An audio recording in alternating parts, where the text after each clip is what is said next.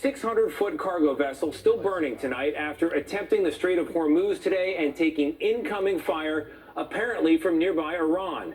That major threat to the world's oil supply continues tonight as U.S. gas prices spike again, now averaging more than $3.50 a gallon. And that other new worry for the homeland tonight, according to an FBI bulletin obtained by CBS News, as of early February, Iran had allegedly, quote, aspired to conduct a surprise attack on the West Coast.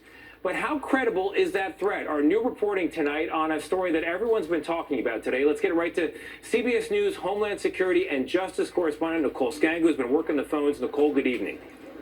Good evening, Tony. Multiple U.S. and California law enforcement and intelligence officials told CBS News there is no known, credible, specific threat underpinning that alert.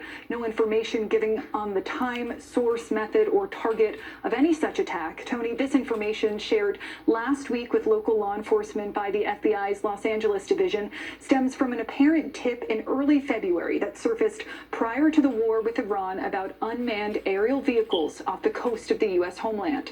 In a tweet, California Governor Gavin Newsom echoed that sentiment, saying, quote, "While we are not aware of any imminent threats at this time, we remain prepared for any emergency in our state." All of this comes at a tenuous time for our nation's security on the 26th day of a DHS government shutdown that has left security officials working without pay. The FBI offered no comment. Tony? Nicole Scango putting it in context for us tonight. Nicole, thank you very much. Thousands of U.S. military families have a son or daughter serving in the Middle East right now, and we have new reporting tonight on what was already the most serious incoming attack of the war so far. That Iranian drone strike in the early hours of the fight, which killed 6 U.S. service members, also seriously injured many more U.S. troops than originally disclosed. So let's get right to senior national correspondent Charlie D'Agata for more now on what we're learning. Charlie, good evening. Within the first 48 hours of the war, as Iran's drones and missiles took aim at U.S. military facilities across the region, satellite photos show the before and after of that lethal drone strike, which killed 6 U.S. Army Reserve soldiers at a tactical operations center in Kuwait. CBS News has learned there were more than 60 injured, far more than previously known, and about 30 hospitalized as of Tuesday with brain injuries and shrapnel wounds. Many were airlifted to an American military hospital in Germany, where 100 U.S. medical personnel assisted in treating them. CBS News has reported the facility lacked sufficient protection against drone strikes.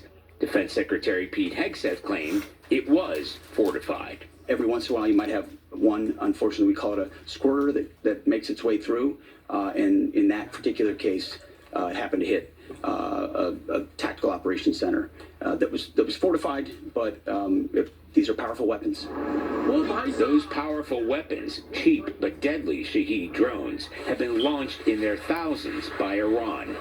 Despite the aerial threat, sources tell CBS News the facility was a double-wide trailer that had little protection against drones. There were also no warning sirens heard before the strike.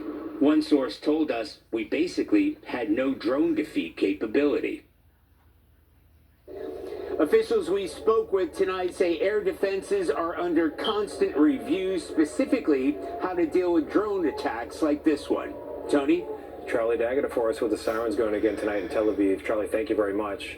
President Trump spent the afternoon working to soothe worries about how the war might drag on the economy, telling our local CBS affiliate in Cincinnati that yo-yoing oil prices will be coming down soon. CBS Chief White House correspondent Nancy Cordes is traveling with the president. Nancy, good evening. What else did he say? Well, Tony, President Trump technically came here to Kentucky to talk about drug prices, but he couldn't ignore the concerns about rising oil prices, which, as we learned today, are already starting to take a toll on some local companies. Operation Epic Fury! Here in Hebron, Kentucky, President Trump led a pep rally of sorts for the war. They don't know what the hell hit them, right? But across the river in Cincinnati, he acknowledged what many Americans are worried about right now. The war-induced spike in gas prices. Oil will be coming down. That's just a matter of war. That happens you can almost predict it. I would say it went up a little bit less than we thought. It's going to come down more than anybody understands. Since the war started, the average U.S. price of a gallon of gas has risen 20%. The price of a gallon of diesel has spiked even more, by 28%. And that's putting the squeeze on producers. We take the rolls and cut them into cheese. Ed Zumbiel runs one of America's largest family-owned packaging companies. He ships 100,000 tons of finished packaging all around the country every year. Have you already seen your transportation prices start to go up? Yeah, we're seeing what they call diesel fuel charges or surcharges being added to our invoices from the trucking companies. And we expect those to continue until a month after the war in Iran dies down. He says he can only absorb the costs for so long before he has to pass them on. If you have companies like Zumbiel and a million others doing the same thing, what that happens is consumers see that price reflected in the grocery store if they're buying soft drinks, beer, ready-to-eat foods, etc. And then if prices go up, then demand goes down and the market gets soft. So that's our concern. Interior Secretary Doug Burgum said today that U.S. oil companies will soon announce plans to increase production in response to these price spikes. But, Tony, experts we spoke to said that even if they boost production tomorrow, it will still likely take weeks before any of those changes would be felt at the pump. Nancy Cordes for us again tonight. Nancy, thank you very much. We're going to turn now to weather after at least a dozen tornadoes tore through the Midwest and the South, killing at least 2 people and leaving a trail of damage through Illinois and also Indiana, where we find CBS News correspondent Lana